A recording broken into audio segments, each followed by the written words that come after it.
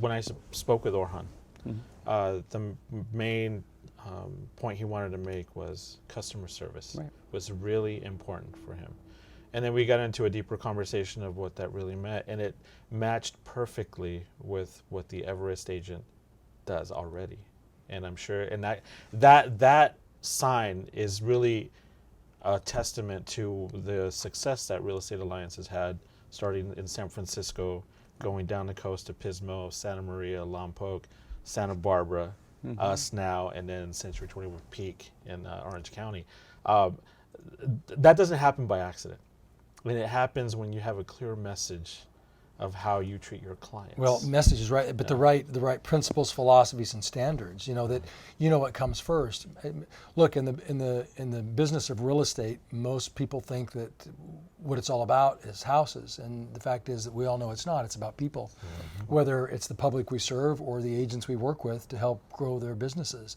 And if you have the right focus and you grow people, and you tend to people, you're going to get great results, as evidenced by what Real Estate Alliance has done, as evidenced by what Everest has done. So this marriage of the two, this collaboration, this partnership, that now, the question I typically get asked from agents as I sit down with them, they always want to know, after we've talked about their business, so how is the company? Well, I've never been able to answer the question more confidently than I am today. Like, it's amazing. It's amazing because it went from about 425 agents to now 1,500 in California. If you throw Utah in, we're talking over 2,000 agents, right? Within multiple counties. We're talking about, it went from 7 offices in California to now 35 total. So in answer to that question, how is the company? It's never been stronger, which is very interesting because you take a look at where the economy is going, where our industry is going, and all the uncertainty. All we've done is ensured that for many, many years to come, that we're going to be number one in the marketplace. We're well positioned to not only be great within one county, but multiple counties, and to be not only one of the juggernauts within Southern California, but on a national level in terms of the Century 21 family, being the largest company, very likely over the coming year or so, within that brand. Yeah. But when we talk about being the largest, it's not just about being the largest, for the sake of being large and to be impressive. It's really with, oh my goodness, we have now more resources. Right. Okay, much more resources. Like, you don't have to ever worry about, is the light going to be on at at the end of the month, or our supply is not going to be available, because while we are expanding, many companies have actually been in retraction. Right. Okay, and the business model has evolved into a point that the agents are actually left on their own, just for the sake of being available for them, right? And they're not even available. So while people say, oh, the business model of traditional real estate brokerage is long gone, now more than ever it's necessary because of the uncertainty that is outside of this room, and what the uncertainty in the world as to that, and then these new companies that come in and they make it so exciting, but then they don't have the sustainability. Well, it's interesting you say that, because we've talked about this, this idea that you can go to avatars and Zoom, and that's how you touch people, and hey, if you need me, you can call this main number. It's like the clearinghouse for all of your questions. That may work to some extent, especially in a market that we had over the last couple of years. But when you get to a more traditional market like the one that we're in, agents need leadership. They need people who have answers, people who've had experience over various sorts of markets. And you look at most agents who are in the business today, the vast majority of them have not experienced the sort of markets that we know are normal.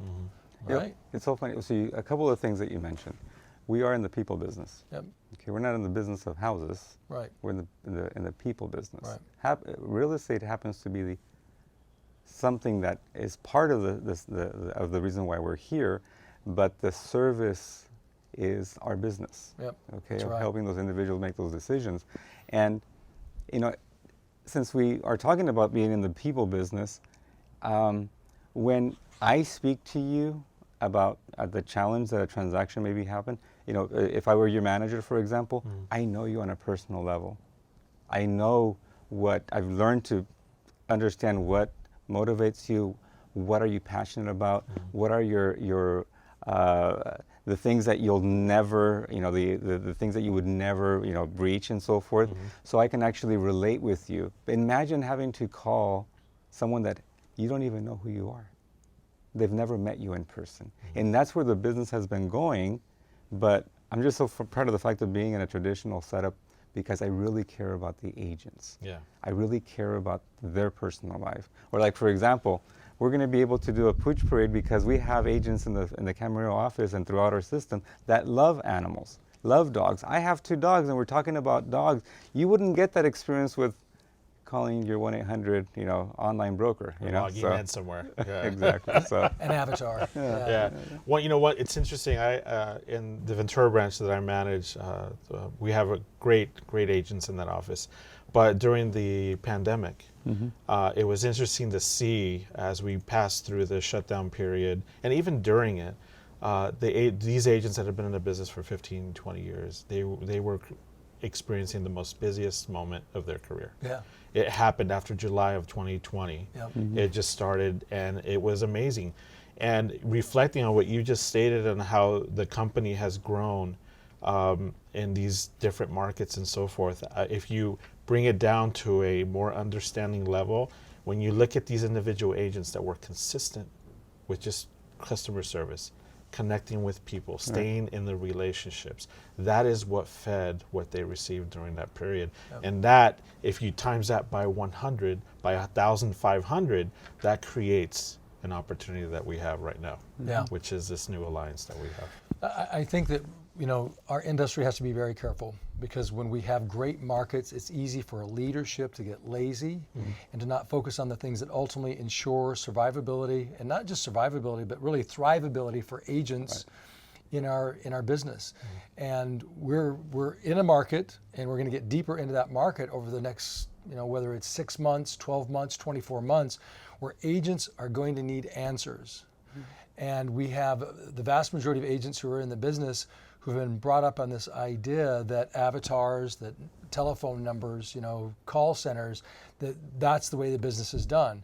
And that might work for some time, but long term in our business, it's not going to work. Right. And we'll see that. That's going to prove out. And I know that for a fact because I went through the Great Recession, 2006, 7, 8, 9, 10, and 11, right?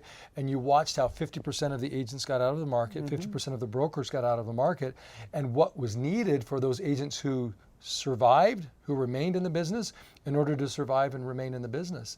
And it goes back to those fundamentals. Look, success has rules, and if you follow the rules, you're going to win. But if you ignore the rules, the fundamentals, you're not going to fare well. Yeah. It's back in those days with the short sale scenario, whoever understood what was required to be able to get our, help our clients to be able to overcome that challenge of holding on to a piece of property that was upside down, the proverbial upside down. And it was very shocking. And I actually lived through one of the previous ones as a teenager, back in the, in the 80s and 90s. And, but I understand the concept of what it was a short sale because I had experience with escrow. So it's that experience when you in today's market, because of all the individuals that have joined the real estate profession as their business, they don't understand what a short sale is. Right. They don't even understand what 8% is interest rates. They've only seen 2.5%, maybe 3%, 4% interest.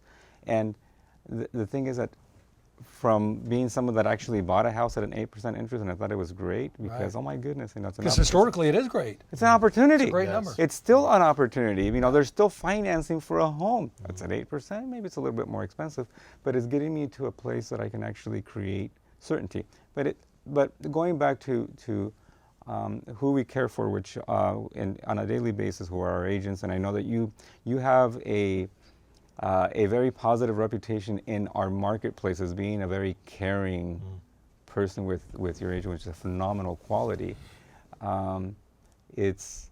We're always looking out for those pitfalls in the future, and we start prepping our agents to start adjusting or maybe prepping for something that very possibly will come. And if it doesn't come, great, but at least we prepared them for that. Yeah. And this is part of the exciting, one of the many exciting reasons why I'm so just thrilled about being with in the combined organization of Everest under and the Century 21 Real Estate Alliance Group, is that we have so much experience from Orhan, from being in real estate before maybe you and I were born, and to knowing how to manage through those scenarios, and very importantly, the confidence and the tranquility that there's someone here that is going to bring down that craziness down to a manageable level. Oh, so. Yeah.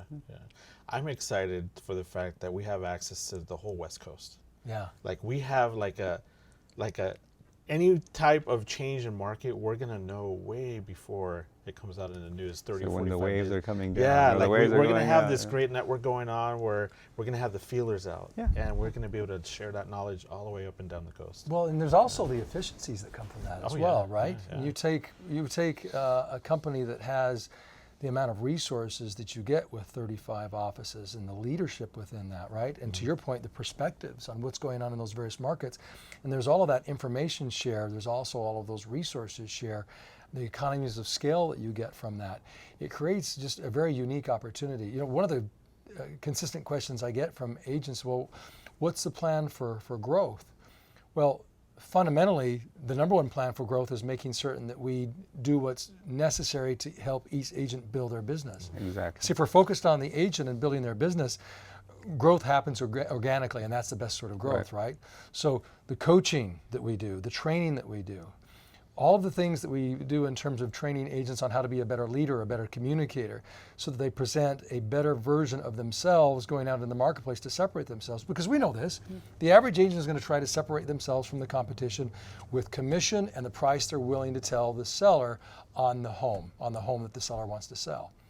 But not our agents. Our agents are going to go out there and present to the public a better leader, a better communicator, a better negotiator, somebody who creates safety and security, who understands what it takes in a market like that we're in now, the importance of leadership, not the discount of commissions. Because look, if your value in this market is discounting commissions, you're in trouble. Yeah. My role in the organization, the title growth, the first thing that people might think is that I'm just going to be opening up new branches all over the state, right? Well, no, organic, my role is, my emphasis is going to be on organic growth. How do we actually, like you mentioned, John, how do we actually grow our agents to be more productive, more efficient, okay? We have many opportunities for cross-pollination. The way that we are doing business in Northern California might be a value add for our agents here in Southern California. The way that we do business here in Southern California, we're going to cross-pollinate for the agents up there. The exchange of ideas. For example,